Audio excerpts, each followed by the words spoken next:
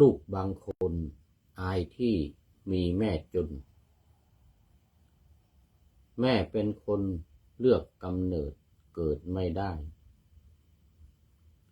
แต่พ่อแม่รักลูกนี้มิเสื่อมคลายอยากสบายโตมาหาอดออมจงภูมิในจงภูมิใจในรักสลักจิตหนึ่งชีวิตแม่เลี้ยงเจ้าเฝ้าถนอมพ่อแม่หาเงินเหนื่อย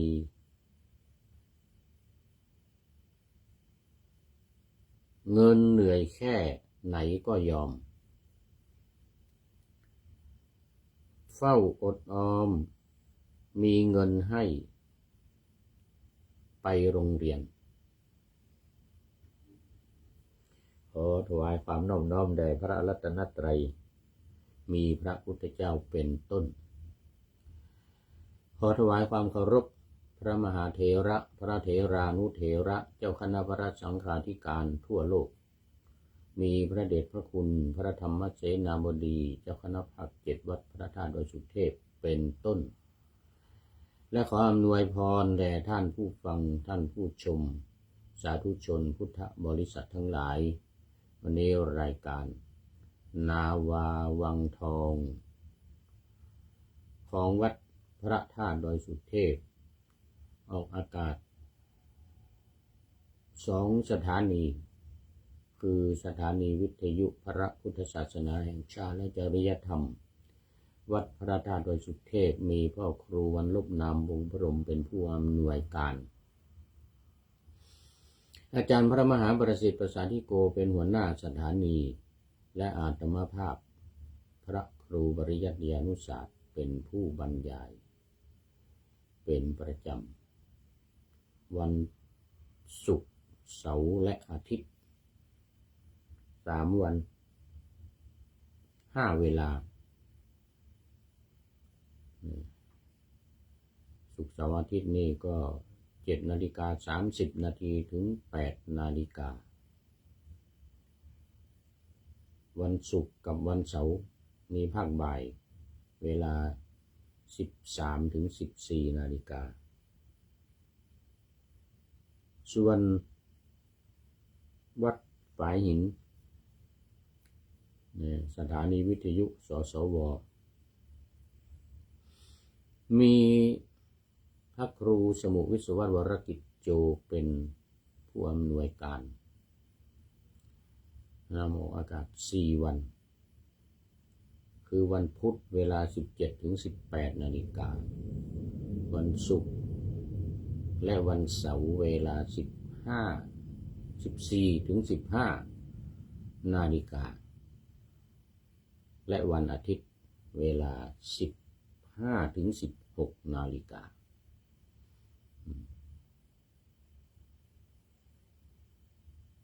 สำหรับวันนี้บันทึกเสียงล่วงหน้ามา1 วันจากวัดฝายหิน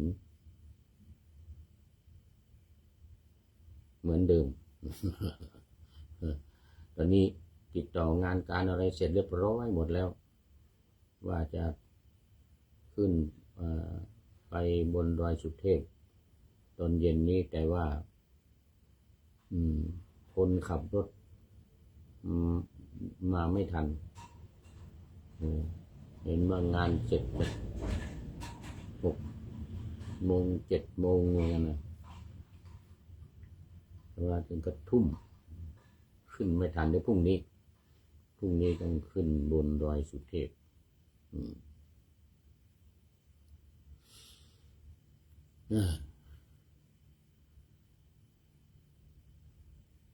สำหรับรายการนาวาวังทองวันนี้ก็มาต่อในเรื่อง ชาวทิพย์ทั้งหลายซึ่งก็ยังคงจะต้องมีอีกหลายวันมันต้องมีอีกหลายวันเพราะว่าชาวทิพย์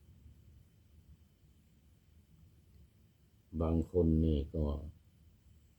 อยู่ในสวรรค์ในวิมานบางคนก็โดนเอาไปโยนลงนรกไปเป็นสัตว์นรกอยู่นานแสนนานบางคนบางทีโผล่ขึ้นมากลับขึ้นมาแล้วโดนจับโยนลงไปอีกแล้วแต่เวรกรรมที่ทำไว้ถ้าไปเป็นเทวดาเป็นเทพบุตรเทพธิดานี่ก็แล้วแต่บุญกรรมแล้วแต่บุญกรรมที่ทำไว้มีสองอย่างพวกทำบาปทำกรรมพวกทำบาปทำเวรก็ถือว่าเป็นกรรมที่ไม่ดีพวกทำอกุศลกรรมทั้งหลายนี่ก็ไปลงนรกจะส่วนใหญ่ส่วนคนทำความดีทำกรรมดีสุจริตจิตเป็นกุศลนี่นะก็ตายแล้วเป็นเปรตไปอยู่บนวิมานบนสวรรค์หมู่ที่ทำไม่ดีก็เป็นเปรตเหมือนกันนั่นแหละไปอยู่นรกบางทีก็เป็นอสุรกายไปเป็นสัตว์เดรัจฉานก็มีไปเป็นสัตว์เช่นเป็นงูอย่างนี้ก็มีอย่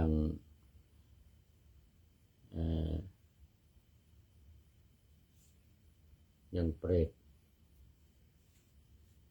ที่เป็นงูเหลือมแล้วมีไฟไหม้อีกตั้งแต่หัวไปถึงหางยาว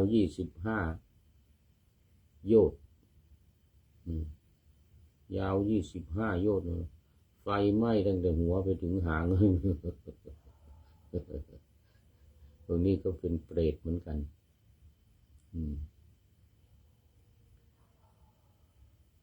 บางคนเราไปอยู่บนสวรรค์เป็นเทวดามีนางฟ้าเป็นหมื่นคอยดูแลอย่างนี้คอยฟ้อนรำขับร้องประโคมดนตรีให้ฟังอย่างนี้มีแสงมีสีออกจากร่างกายนี่โอ้สดใสงดงามฉับพลันรังสีออกเลื่อมพรายนี่นะเอาสำหรับตอนนี้ขอต้อนรับคุณโยมสายสมรมาแล้วอันดับแรกดอกสีชมพูมาแล้วพร้อมด้วยดอกสีชมพูนมัสเตนี่สำนวนประจำนมัสเตแล้วก็สาธุสาธุสาธุFC ตัวจริงของเราเนี่ยนะโอ้สาธุตามมาด้วยครูยาปสนนะโอ้สาธุเมื่อวานนี้คุยกับหลวงพ่อวันนี้โปรไฟล์รูปหลวงพ่อมาแล้วหลวงพ่อเจ้าคณะจังหวัดเชียงใหม่หลวงพ่อพระเทพมังคลาจารย์เห็นว่าไปอยู่สร้างพุทธมณฑลประจำอยู่ที่ดอย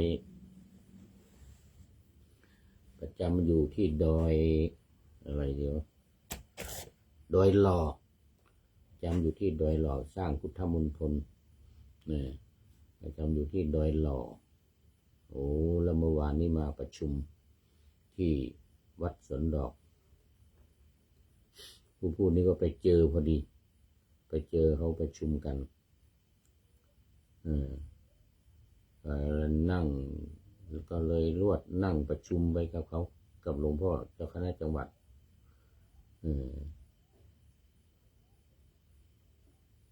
เสร็จแล้วก็นี่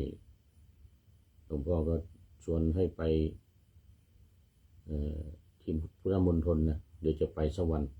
ที่อำเภอดอยหล่อแล้ววันก่อนไปเป็นอำเภอแม่วาง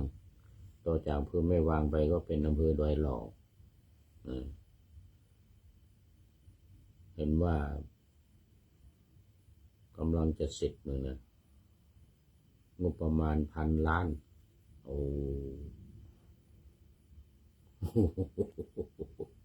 งบประมาณ1,000 ล้านปู่ย่าบอกว่ากราบไหว้สาเจ้านะโมดีใจดีใจดีใจได้ยินกำเมืองเนี่ยได้ยินกำเมืองเขาเนี่ยโอ้ดีใจ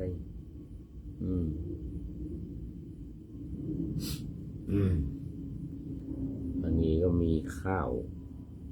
กำเมืองเนี่ยมาว่าในรายการภาษาล้านนา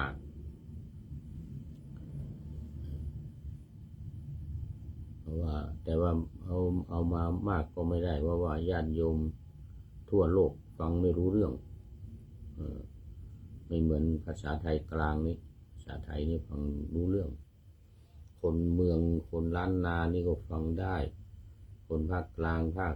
ตะวันออกภาคตะวันออกเฉียงเหนือหรือภาคใต้ก็ฟังได้ตอนนี้รายการทุกรายการเป็นภาษาไทยกลางหมดก็จะมีมาบ้างเช่นคำขึ้นต้นลงท้ายเป็นข้าวภาคเหนือเป็นบทประพันธ์เนี่ยก็เรียกว่าเป็นซอบ้างเป็นซอล้านนาบ้างเป็นข้าวบ้างเป็นกะโลงบ้างโอ้ตอนนี้ขอต้อนรับเพชรบุญทาลูโอ้เป็นพระสาธุครับผมจากแม่ฮ่องสอน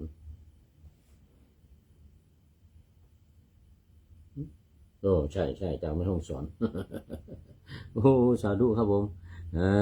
นี่ดีใจมีละรูปเจดีย์ขึ้นมาแล้ว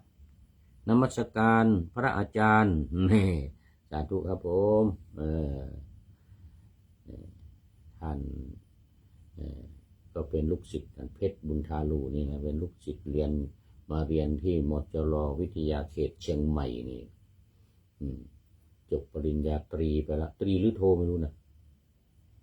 ปริญญาตรีนะอย่างน้อยโมทนาเป็นอย่างยิ่งนานแล้วเนี่ยเมื่อวานนี้ไปที่วัดสวนดอกมจร.ไม่มีใครรู้จักเลยเดินผ่านมาเดินผ่านไม่มีครูบาอาจารย์คนเก่าคนแก่ไม่เจอมีแต่คนใหม่ๆไม่รู้จักก็เลยไม่ได้คุยกันไปวันนี้ก็ไม่อยู่อีกไปสวดมนต์กันหมดที่มาจะรอโป่งกลุ่มที่ดอยสะเก็ดโน่นว่างั้นนะไปสวดมนต์กันหมดเลยเอามาวันนี้ก็มาเป็นวิมานที่เท่าไหร่เนี่ยเดี๋ยวต้องดูกันเนอะวิมานที่เท่าไหร่วิมานที่12ชัตตมานวกะวิมานวิมานที่มีมานพแล้วก็ถือร่มมีร่มนี่ชัตตะแปลว่าร่มแล้วก็มานวกะก็คือมานพที่ถือร่มอยู่ในมือว่าด้วยบุญที่ทำให้ไปเกิดในชัตตมานวกะ วิมานมานพนี่ก็เป็นผู้ชายเป็นเทพบุตรยังอยู่ในพระไตรปิฎกเล่มที่26พระสุตตันตปิฎกเล่มที่18ฉบับมหาจุฬาพุทธกนิกายวิมานวัตถุเตตวัตถุเถระคาถาเทรีคาถาหัวข้อใหญ่ส่วนหัวข้อเล็กก็เป็นวิมานไปทั้งหมดมีอยู่83วิมานตอนนี้ใกล้จะหมดละที่ว่า12นี่มันอยู่ในหมวดนะอยู่ในแต่ละหมวดแยกออกเป็นหมวดนี่เป็นหมวดที่5นะเป็นหมวดที่5เอาละมาดูรายละเอียดพระผู้มีพระภาคเมื่อทรงแสดงพิธีเรียนไตรสรณคมวิธีเรียนไตรสรณคมแก่ชัตตมานพจึงได้ตรัสว่าชัตตมานพนี่นะพระพุทธเจ้าองค์ใดเป็นผู้ประเสริฐกว่าเทวดาและมนุษย์ทั้งหลายประเสริฐกว่าเทวดาและมนุษย์ทั้งหลายเป็นโอรสแห่งสักยราชคือพระพุทธเจ้าเนี่ยเป็นโอรสแห่งเจ้าสักยะที่ไปตั้งเมืองอยู่ป่าไม้สักในชื่อว่าวงสักยะแต่ความหมายเขามีนะความหมายของสักยะนี่แปลว่ากล้าหาญกล้าหาญอาจหาญแต่อีกความหมายหนึ่งเป็นต้นไม้ไม่สักบ้านเราเนี่ยไม่สักที่สวยๆเนี่ยที่เขาเอามาผ่าเป็นไม้แป้นอะไรต่างๆเนี่ยแล้วก็เอามาแกะสลักประดับเป็นเครื่องประดับต่างๆแกะสลักเป็นรูปช้างรูปม้ารูปวัวรูปควายเนี่ยนะไม้สักนี่แกะแล้วสวยมากเวลามาขัดนี่มันสีออกแดงเหลืองเนี่ยเหมือนทองคำคล้ายๆทองคำสีไม่สักนี่อันนั้นเป็นป่าใหญ่เลยเป็นป่าไม้สักที่ไปตั้งวงนี่นะพระเจ้าสุโธทนะพระราชบิดาของพระพุทธเจ้าเนี่ยนะ7พี่น้องที่ไปตั้งวงไม้สักเรียกสักยวงศ์เสร็จแล้วก็ล้อมรอบแล้วก็มีทุ่งนาใหญ่ทำไร่ไถนาเป็นชาวนาพระเจ้าสุโธทนะนี่นะเป็นชาวนาคือไปตั้งวงเสร็จแล้วก็ทำนาไงน้ำท่าอุดมสมบูรณ์มันติดอยู่เชิงเขาหิมาลัยเมืองกบิลพัสนี่ห่างออกจากเมืองไปถึงเชิงเขาหิมาลัยนี่แค่12 กิโลเมตรเองนะ12 กิโลเมตรเพราะฉะนั้นจะเป็นเมืองหนาวเมืองสักยะเนี่ยเมืองสักยะของพระเจ้าสุโธทนะเนี่ยกับน้องอีก6 พระองค์เนี่ยนะนี่ก็พระพุทธเจ้าก็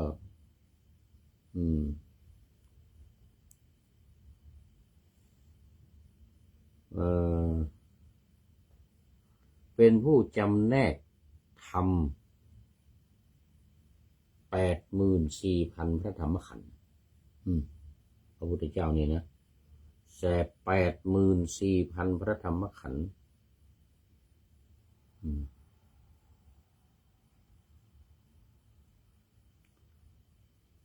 มีกิจอันทำแล้วอันเสร็จแล้วมีกิจมีหน้าที่มีการงานอะไรนะอันทำเสร็จหมดแล้วก็หมายถึงว่าได้บรรลุแล้ว กิจอื่นที่จะพึงทำอีกไม่มีแล้วจะต้องไม่ต้องไปฝึกไปอบรมไปอะไรอีกแล้วเพราะว่าได้ทำเสร็จหมดแล้วบรรลุแล้วนี่เรื่องมันพูดถึงฝั่งอันนี้หมายถึงว่าผู้บรรลุนิพพานคำว่าฝั่งนี้หมายถึงพระนิพพานเป็นผู้พรั่งพร้อมด้วยกำลังและความเพียรท่านจงถึงพระพุทธเจ้าพระองค์นั้นผู้เสด็จไปดีแล้วเพื่อเป็นที่พึ่งของตนเถิดท่านจงเข้าถึงพระธรรมอันเป็นธรรมคลายความกำหนัดความกำหนัดคือความใคร่นี่นะเป็นธรรมไม่หวั่นไหวไม่มีความเศร้าโศกอันปัจจัยอะไรปรุงแต่งไม่ได้ไม่ปฏิกูลคือมันไม่เน่าไม่เปื่อยธรรมะมันไม่เน่าไม่มีอะไรปรุงแต่งไม่มีอะไรปรุงแต่งไม่ปฏิกูลเป็นธรรมไพเราะคล่องแคล่วเป็นธรรมอันพระผู้มีพระภาคทรงจำแนกไว้ดีแล้วเพื่อเป็นที่พึ่งเถิดบัณฑิตทั้งหลายบัณฑิตทั้งหลายกล่าวขอไปบัณฑิตทั้งหลายกล่าวทานอันบุคคลให้แล้วในอริยสงฆ์ผู้สะอาดเป็นคู่แห่งบุรุษทั้งสี่เป็นบุรุษบุคคล8เพราะเหตุได้แสดงธรรมว่ามีผลมากท่านจงเข้าถึงพระสงฆ์นี้เพื่อเป็นที่พึ่งเถิด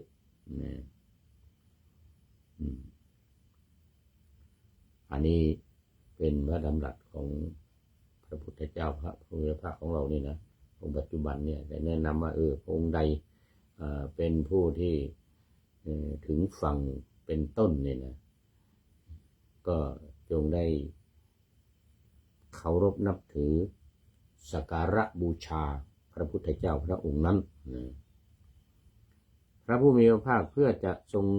ประกาศบุญยกรรมอันฉัตตเทพบุตรนั้นทำแล้วให้ปรากฏแก่มหาชนจึงได้ตรัสถามฉัตตเทพบุตรนั้นว่าวิมานของท่านนี้มีรัศมีรุ่งเรืองมากมายหาที่เปรียบเทียบมิได้ฉันใดถึงพระอาทิตย์พระจันทร์และดาวนักขัตฤกษ์รุ่งเรืองอยู่ในท้องฟ้าก็ไม่อาจจะเปรียบเทียบได้ฉันนั้นมานะท่านเป็นใครเนาะมาเกิดในวิมานนี้อันหนึ่งวิมานของท่านนี้เนี่ยมีรัศมีรุ่งเรืองตัดเสียซึ่งรัศมีแห่งพระจันทร์และพระอาทิตย์มีรัศมีแผ่ไปเกินกว่า20 โยชน์และทำแม้กลางคืนให้เป็นดุจกลางวันมันกลางคืนนึกว่าเหมือนกลางวันเลยมันแสงสว่างมันมีแสงสว่างมากแจ่มจ้าไปหมดนะแจ่มจ้าไปหมดมีรัศมีแผ่ไปเกินกว่า20 โยชน์วิมานของท่านนี้งามบริสุทธิ์ผุดผ่องไม่หม่นหมองงดงามไปด้วยดอกปทุมงามไปด้วยดอกปทุมและบัวขาวดอกบัวขาวเป็นอันมากเกลื่อนกลาดไปด้วยดอกโกสุมเกลื่อนกลาดไปด้วยดอกโกสุมงามวิจิตรด้วยมาลากรรมหลายอย่างต่างๆกันมาลากรรมนี่คือพวงดอกไม้นะ พวงดอกไม้หลายอย่างหลายชนิดแตกต่างกันไปเป็นจำนวนมากจำนวนมากปกคลุมไปด้วยข่ายทองคำอันบริสุทธิ์ปราศจากธุลีดุจพระอาทิตย์แผดแสงสว่างอยู่ในอากาศฉะนั้นโอ้ป่านนั้นเลยไอ้ที่แผดแสงสว่างจ้าไปนะอันหนึ่งท่านทรงผ้ากำพลแดงล้างบางทีก็ทรงภูษาสีเหลืองทรงภูษาสีเหลืองสดใสมีสกลกายรูปไล้ด้วยกลิ่นกฤษณาว่างั้นนะดอกประยงว่างั้นนะและแก่นจันทร์โอ้โหกฤษณาดอกประยงแก่นจันทร์นี่มีกลิ่นหอมมีกลิ่นหอมมากดอกประยงและแก่นจันทร์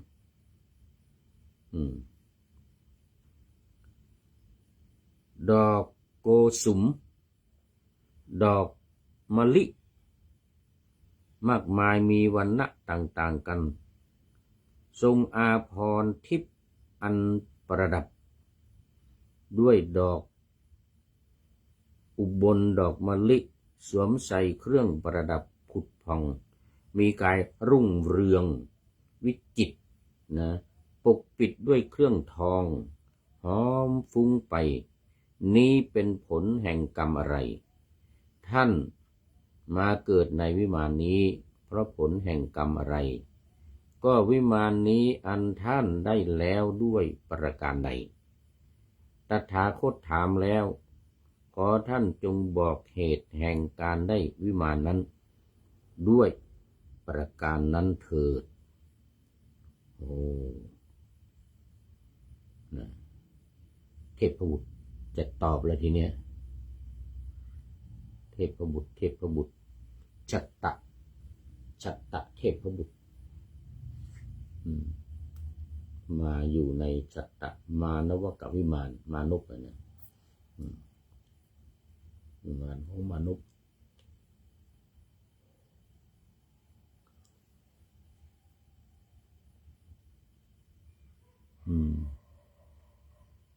เทพบุตรกราบทูลว่าข้าแต่พระองค์ผู้เจริญข้าแต่พระองค์ผู้เจริญพระองค์ได้พบกับมานพคนหนึ่งซึ่งชื่อสัตตมานพซึ่งเดินทางมาในทางนี้พระองค์ทรงเป็นครูทรงเอ็นดูพร่ำสอนธรรมแก่เขาสัตตมานพได้ทูลรับรองว่าจะกระทำตามที่พระองค์พร่ำสอนอันนี้หมายถึงว่าเทพบุตรกล่าวนะเทพบุตรกล่าวอันหนึ่งพระองค์ได้ตรัสบอกแก่ข้าพระองค์ว่าท่านจงเข้าถึงพระพุทธเจ้าผู้ประเสริฐกับทั้งพระธรรมและพระสงฆ์ว่าเป็นที่พึ่งเถิดข้าแต่พระองค์ผู้เจริญทีแรกข้าพระองค์ทูลปฏิเสธองค์ทูลปฏิเสธ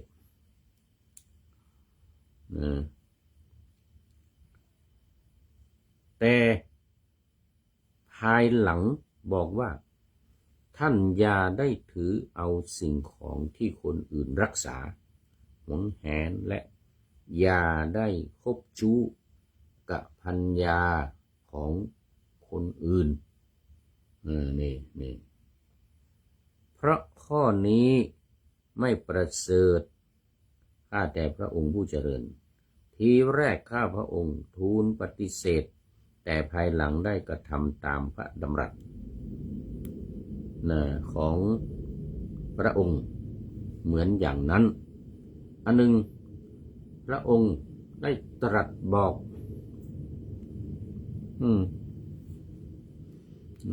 พระองค์ได้ตรัสบอก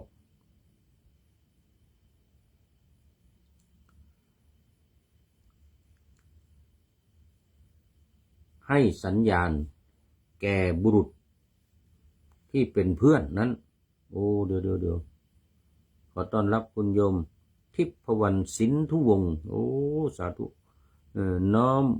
ในธรรมสาธุว่าแล้ว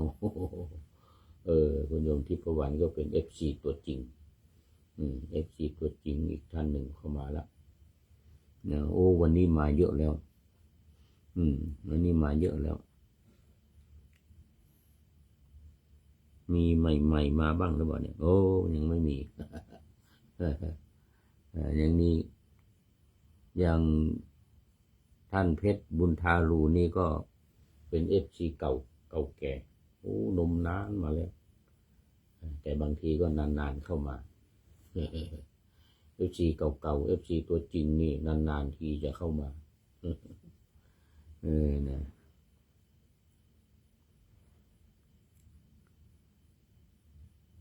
ข้าแต่พระองค์นั้นได้รักษาศีล 5ในศาสนาของพระองค์และได้ปฏิบัติในธรรมของพระตถาคตได้เดินทางไปถึงระหว่างเขตบ้านทั้งสองในท่ามกลางหมู่โจรโอ้โหโจรเหล่านั้นได้ฆ่าพระองค์เพราะเหตุแห่งโภคทรัพย์ฆ่าพระองค์ระลึกถึงกุศลมีประมาณเท่านี้สิ่งอันยิ่งไปกว่ากุศลตามที่กราบทูลแล้วนั้นมิได้มีแก่ข้าพระองค์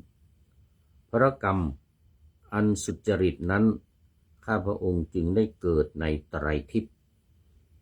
พรั่งพร้อมด้วยกามมคุณตามปรารถนาโอ้โหพรั่งพร้อมด้วยคุณนี่ตามปรารถนาเลยนะ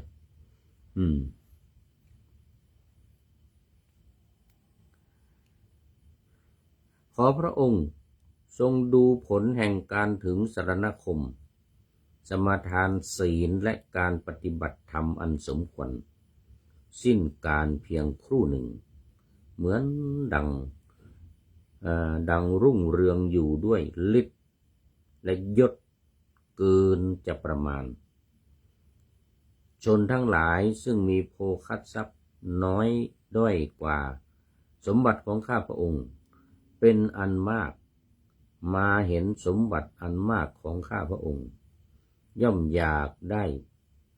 ขอพระองค์ทรงดูผลแห่งเทศนาอันน้อยที่ข้าพระองค์ฟังแล้วคือเทศมาก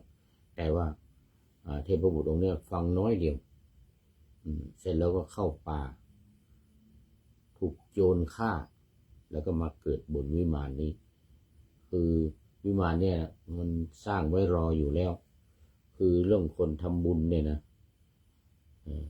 อุบาสกหรืออุบาสิกาหรือใครก็ตามพอทำเสร็จเรียบร้อยแล้ววิมานจะเกิดขึ้นรออยู่บนสวรรค์นั้นแล้ว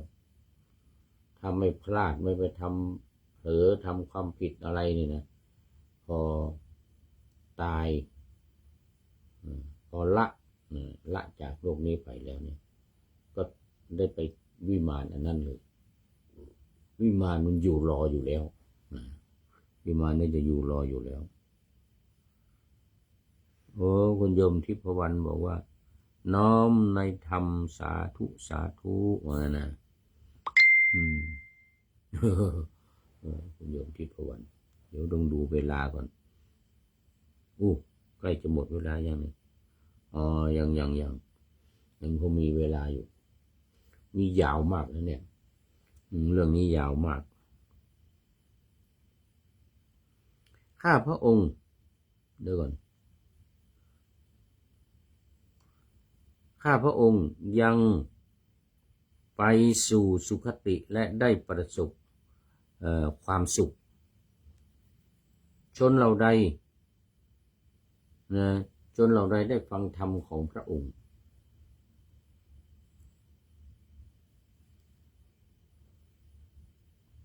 ซึ่งเป็นธรรมอันไม่ตายเหมือนกันนะเป็นอมตะธรรมเป็นอมตะธรรมเป็นธรรมอันไม่ตายเป็นธรรมเกษมเพราะกุศลมีประมาณไม่น้อยอันชนเหล่านั้นทำแล้วขอพระองค์ทรงดูผลอันมากมายไพบูรณ์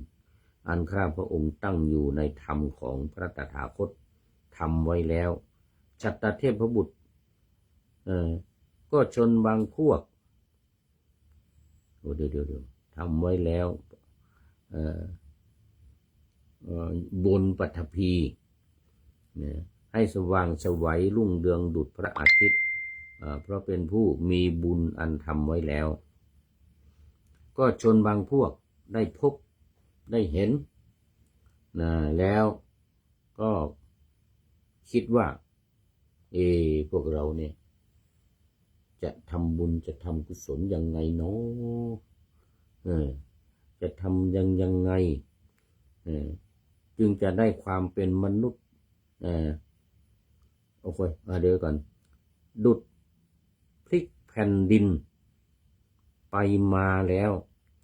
ควรเป็นผู้มีศีลปฏิบัติประพฤติธรรม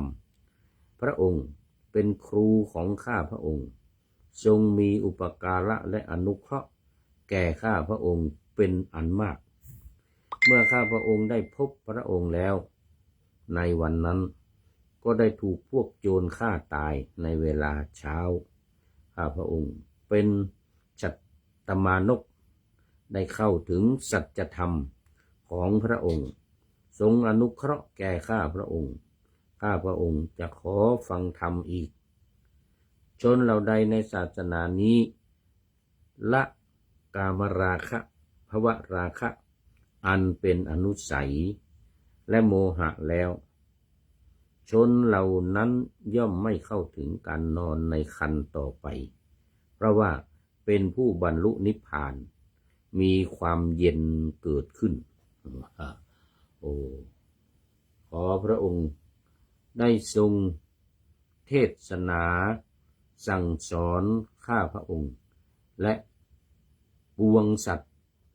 ในโลกให้ได้เข้าถึงที่สุดคือการบรรลุนิพพานอันเย็นยิ่งแล้วนี้โดยประการดังกล่าวมานี้นี่ก็จบในเรื่องของชัตตเทพบุตรซึ่งเคยเป็นมานพแล้วก็ได้ฟังธรรมของพระพุทธเจ้าได้พบพระพุทธเจ้าได้ฟังธรรมเสร็จแล้วก็ถูกโจรฆ่าตายถูกโจรฆ่าด้วยจิตอันสงบด้วยจิตอันบริสุทธิ์ได้ฟังธรรมเสร็จแล้วก็เข้าไปในป่าถูกโจรฆ่าเนี่ยนะด้วยจิตอันบริสุทธิ์นี้พอถูกโจรฆ่าตายแล้วเนี่ยก็ได้มาบังเกิดบนสวรรค์บนวิมานบนชัตตมานวกวิมานนี้ที่พระพุทธองค์ทรงตรัสถามเทพบุตรนี่ก็เพื่อที่ว่าจะให้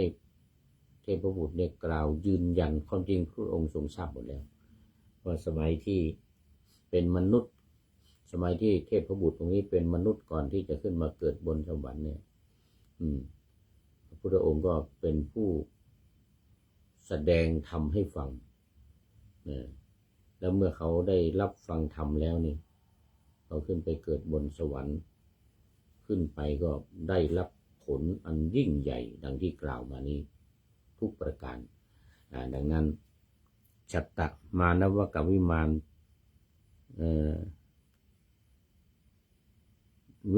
วิมานที่3ในวรรคที่5นี้ก็จบนะเนื้อความนี้มาในพระธรรมปิฎกเล่มที่26บรรทัดที่1,903ถึง1,989 หน้า78ถึง81โอ้อันนี้ในพุทธกานิกายนะพระไตรปิฎกเล่มที่25ฝากไว้ในเรื่องนี้ให้กับท่านผู้ฟังก็คือว่าเมื่อได้ยินได้ฟังพระธรรมเทศนาหรือได้อ่านได้เขียนอะไรก็ตามโปรดได้มีความเลื่อมใสแล้วก็จำเพาะเจาะจงลงไปสักการะบูชาเคารพนับถือด้วยใจอย่างแท้จริงผลหรืออานิสงส์นั่นก็จะเกิดขึ้นในเมื่อเราละไปแล้วในเมื่อเราเป็นเปรตละจากโลกนี้ไปละจากโลกมนุษย์นี้ไปแล้วเนี่ยก็ย่อมจะได้ไปเสวยผลแห่งกรรมที่ตัวเองได้ทำโอ้ตอนนี้ขอต้อนรับมาแล้วพี่เนติแก้วเคน FC ตัวจริง FC ตัวจริงเมื่ออาทิตย์ที่แล้วอาทิตย์ก่อนหลังจากสอบเสร็จแล้วก็ไปฉันที่บ้านที่กรุงเทพกราบนมัสการครับอาจารย์นะรอบที่3วันนี้เข้ามารอบที่3เลยวันนี้จะรายการมาก4รายการเพราะว่าวันพรุ่งนี้เนี่ยเป็นวันพุธนี้จะมีรายการนาวาวังทองเนี่ยในภาคบ่ายที่สถานีวิทยุสสว.วัดฝายหินเวลา17ถึง18นาฬิกาเนี่ยวันพรุ่งนี้มี17ถึง18นาฬิกาเพราะฉะนั้นต้องทำวันนี้ทำ4รายการวันนี้ทำ4รายการเพื่อว่าเพราะว่าวันพรุ่งนี้มันมีเพิ่มเข้ามานาวาวังทองนี่ในตอนเย็นในตอนเย็นตอนเช้าก็2เหมือนเดิมทำมัททัดและพระไตรปิฎกลอยฟ้าทีนี้ภาคบ่ายมี2คือนาวาวังทองเนี่ย1 ชั่วโมงแล้วก็ธรรมะหลังธรรมวัดเย็นอีกครึ่งชั่วโมงช่วงเวลา18:40ถึง19:10นาทีโมทนากับพี่เนติเป็นอย่างยิ่งนะ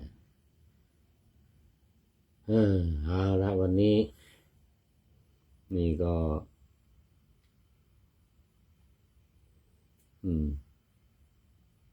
จบไปหนึ่งวิมานจบไป1วิมานเป็นตอนแรกว่าผิดไปความจริงเป็นวิมานที่3เป็นวิมานที่3ในวรรคที่5นี้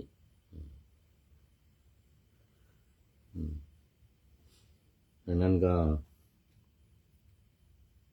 อานิสงส์หรือการทำหรือการงานการทำบุญสุนทานหรือการแสดงความเคารพนับถือและก็ฟังด้วยความตั้งใจเนี่ยนะจะมีอานิสงส์มากแม้ว่าเวลาตายเนี่ยจะตายไม่ดีก็ตามถูกฆ่าตายนี่แต่จิตที่บริสุทธิ์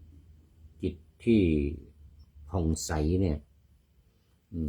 จิตที่บริสุทธิ์จิตที่ผ่องใสเนี่ยก็ไม่สามารถที่จะมีอะไรมาบังคับหรือว่าไปในทางที่ไม่ดีก็ไปในทางที่ดีอย่างเดียวเลยเหมือนพระคาถาบาลีที่พระองค์ตรัสว่าจิตเตสังกิริเถทุกขติปาติกังขาคือจิตที่เศร้าหมองก่อนตายหรือขณะที่ตายนะ หรือตลอดเวลาที่ผ่านมานี่ก็ตามจิตที่มีความผ่องใสได้ทำบุญด้วยอานุภาพของบุญที่บริสุทธิ์ผ่องใสนั้นพอเวลาตายก็ไปสุคติไปโลกสวรรค์เลยจิตเตอสังกิริเถทุกขติปาติกังขาสุขติปาติกังขาเป็นที่หวังได้ปาติกังขาแปลว่าเป็นที่หวังความสุขเนี่ยเมื่อจิตเมื่อกี้นี้อะไรก่อนว่าไงนะจิตเตสังกิริเถทุกขติปาติกังขาจิตที่มาเศร้าหมองเนี่ยพอเวลาตายแล้วก็ไปสู่ทุกขติไปสู่นรกไปสู่อสุรกายแม้แต่ว่าจะไม่ไปทั้งหมดไม่ไปนานก็ไปน้อยพี่นิติบอกว่าขออนุโมทนาในความเพียรพยายามอย่างแรงกล้าของท่านในการทำงานเพื่อพระศาสนาด้วยครับว่างั้นนะแน่นอนโมทนาเรื่องของการทำงานเพื่อศาสนาโดยเฉพาะการให้ทำเป็นทานเนี่ยการให้ทำเป็นทานนี้นอกจากว่ามันเป็นสิ่งที่ชนะการให้ทั้งปวงเหมือนพระพุทธองค์ตรัสนะว่าสัพพทานังธรรมทานังชินาติเนี่ยการให้ทำเป็นทานย่อมชนะการให้ทั้งปวงสิ่งของอะไรต่างๆไม่ว่าจะเป็นเงินเป็นทองเป็นร้อยเป็นพันล้านก็ตามจะสู้การให้ทานไม่ได้จะสู้ให้ทำไปได้ไม่ได้เนี่ยให้สิ่งของกับให้อามิตรสิ่งของกับให้ทำเนี่ยพระองค์ทรงยกย่องว่าการให้ทำเป็นทานเพราะฉะนั้นการจัดรายการวิทยุเนี่ยจัดรายการทางเฟซทางไลน์อะไรก็ตามการพูดธรรมะนี่นะเป็นการให้ทานที่สุดยอดเป็นการทานที่สุดยอดเพราะอะไรเพราะว่าธรรมเนี่ยเวลาเทศไปพูดไปเนี่ยมีเนี่ยอย่างตัวอย่างเทพบุตรที่ว่าเนี่ยนะเทพบุตรที่มานวกะได้ไปอยู่มานวกะวิมานเนี่ยนะฉัตตมานวกะวิมานเนี่ยเพราะว่าได้ฟังเนี่ยได้ฟังธรรมเท่านั้นเองได้ฟังธรรมของพระพุทธเจ้าแต่ว่าพระพุทธเจ้านั้นทรงพลังทรงบริสุทธิ์ทางความกรุณามุทิตกรุณาและทางความบริสุทธิ์เมตตากรุณาความบริสุทธิ์ผลอานิสงส์ของการฟังธรรมเนี่ยมีมากเหลือเกินนี่ขนาดพอฟังเสร็จแล้วโจรฆ่าถูกโจรฆ่าตายเพราะมันมีทรัพย์สมบัติอยู่ในตัวโจรมาแย่งชิงปล้นโจรมาปล้นตายปุ๊บเนี่ยขณะที่ตายนี่จิตมันบริสุทธิ์ไงจิตมันบริสุทธิ์สว่างใสแล้วก็ไปเกิดบนวิมานแน่นอนโดยเฉพาะนี่มีวิมานรออยู่แล้วพอตายปุ๊บไปตายเลยเพราะจิตขณะที่ฟังธรรมเนี่ยแล้วรู้ว่าธรรมเนี่ยธรรมเนี่ยมันเป็นของพระพุทธเจ้าผู้ที่เข้าถึงฝั่งผู้เข้าถึงนิพพานไม่ใช่ว่าฟังแบบกระจอกนะฟังจากพระพุทธเจ้านะฟังจากพระพุทธเจ้ามันจึงมีอานิสงส์มากมีอานิสงส์แรงการทำความเพียรพยายามอย่างแรงกล้าของท่านในการทำงานเพื่อพระศาสนาอันนี้แน่นอนแน่นอนการให้ทานให้อมิสทานให้สิ่งของให้อะไรนี่ไม่เท่ากันให้ทานนี่นะ ดังนั้นอาจารย์ผู้พูดเนี่ยจึงมีโอกาสจึงรีบทำทันทีมากเท่าไรก็ยิ่งดีการให้ทำเป็นทานเนี่ยแม้ว่ามันจะไม่เป็นรูปธรรมนะไม่เป็นรูปธรรมไม่เหมือนกับเอาข้าวสารไปเป็นสิบกระสอบอย่างเงี้ยไปให้ทานอย่างเงี้ยนะอันนี้มันเห็นเป็นรูปธรรม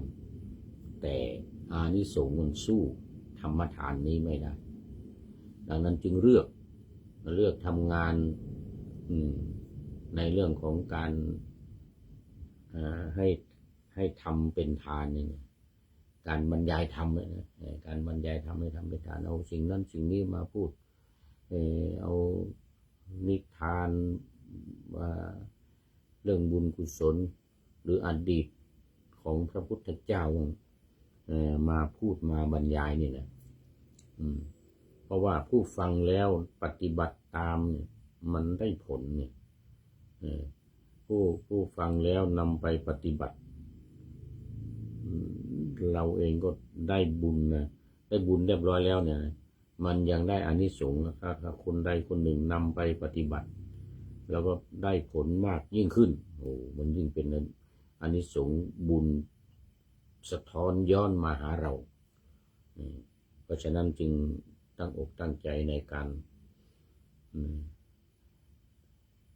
เทศในการบรรยายเอาธรรมะมาพูดมาเทศมาบรรยายแล้วก็หาหลักฐานมาอย่างนี้เนี่ยจากพระไตรปิฎกเนี่ยเอามาอ่านให้ฟังเลยมันไม่ใช่เป็นการโม้ไม่ใช่เป็นการโม้เป็นการเอาธรรมะมาแล้วก็เป็นการถือว่าเป็นการปฏิบัติธรรมไปในตัวด้วยท่านผู้ฟังที่กำลังฟังอยู่นี่ก็ถือว่าปฏิบัติธรรมนะปฏิบัติธรรมไปในตัวปฏิบัติยังไงก็ฟังทำความเข้าใจนี่การฟังการทำความเข้าใจเนี่ย การคิด ขอไปการคิดการพิจารณาธรรมเนี่ยมันให้เกิดความรู้ให้เกิดความเข้าใจเลยมันเป็นสิ่งที่สุดยอดนะสิ่งที่สุดยอดดังนั้นพระพุทธองค์จึงทรงสรรเสริญการให้ทำเป็นทานยิ่งกว่าอามิสทานทั้งหลาย ยิ่งกว่าอามิสทานทั้งหลายแล้วก็ตรัสไว้ในเรื่องของบุญกิริยาวัตถุเนี่ยว่าเป็นเราเรียกว่าเป็นธรรมเทศนาใหม่บุญสำเร็จด้วยการแสดงธรรมโดยการพูดธรรมโดยการเอาธรรมะมาพูดพร้อมด้วยหลักฐานพยานไม่ใช่พูดเอาเองไม่ใช่พูดเอาเองแต่ว่ามีหลักฐานมาแสดงเพื่อให้ผู้ฟังได้มีความมั่นใจเมื่อผู้ฟังมั่นใจมีความเลื่อมใสศรัทธามีความรู้แล้วนำไปปฏิบัติได้ผลจากการปฏิบัตินั้นอีกนี่ดังนั้น การให้ทำเป็นทานเนี่ยจึงเป็นสิ่งที่พระพุทธองค์ทรงยกย่องเป็นอย่างยิ่งแม้ในบุญกิริยาวัตถุบทที่ว่าธรรมเทศนาใหม่เนี่ยบุญสำเร็จด้วยการแสดงธรรมก็เป็นอานิสงส์อันยิ่งใหญ่ดังนั้นพิเนติการทำงานในการเผยแผ่ในการศาสนาในการเผยแผ่ธรรมเนี่ยจึงถือว่าเป็นสิ่งที่สุดยอดในพระพุทธศาสนาแม้เราจะไม่มีเงินมีทองอะไรมากมายกายกองนักพอกินพออยู่เนี่ยก็แต่ว่าเราได้ทำงานที่สำคัญในทางพระพุทธศาสนาถือว่าสุดยอดในการทำงานเนี่ยเอาละตอนนี้ดูไปดูมาหมดเวลา พี่เนติเข้ามาเป็นท่านสุดท้ายวันนี้โอ้มามากแล้วผ่านไปแล้วหลายท่านนี่โยมทิพวรรณนี่ก็เพิ่งเข้ามาก่อนพี่เนตินี่เองนะก็ขอโมทนาในกุศลและศรัทธาเป็นอย่างยิ่งมีอะไรคอมเมนต์เข้ามา นะเอาละตอนนี้หมดเวลามาดูข้อคิดท้ายรายการวันนี้ได้จากผู้ใช้นามปากกาว่าคำกลอนนะคำกลอนเป็นคำกลอนสอนใจเนี่ยนะเขียนไว้ว่าลูกบางคนอายที่มีแม่จนมีแม่คนจนเนี่ยโอ้คนที่อับอายขายขี้หน้าก็ ตามประวัติที่มีบางคนไปได้เมียเป็นมหาเศรษฐีโอ้แต่พอแม่เป็นคนจนมานี่ก็เลยอายไม่อยากจะให้ใครรู้ว่าตัวเองเนี่ยเป็นลูกคนจนอะไรอย่างเงี้ยนะลูกบางคนอายที่มีแม่จนแม่เป็นคนเลือกกำเนิดเกิดไม่ได้แต่พ่อแม่รักลูกนี้มิเสื่อมคลายอยากสบายโตมาหาอดออมจงภูมิใจในรักสลัดจิตหนึ่งชีวิตแม่เลี้ยงเจ้าเฝ้าถนอมพ่อแม่หาเงินเหนื่อยแค่ไหนก็ยอมเฝ้าอดออมมีเงินให้ไปโรงเรียนแล้วคราวนี้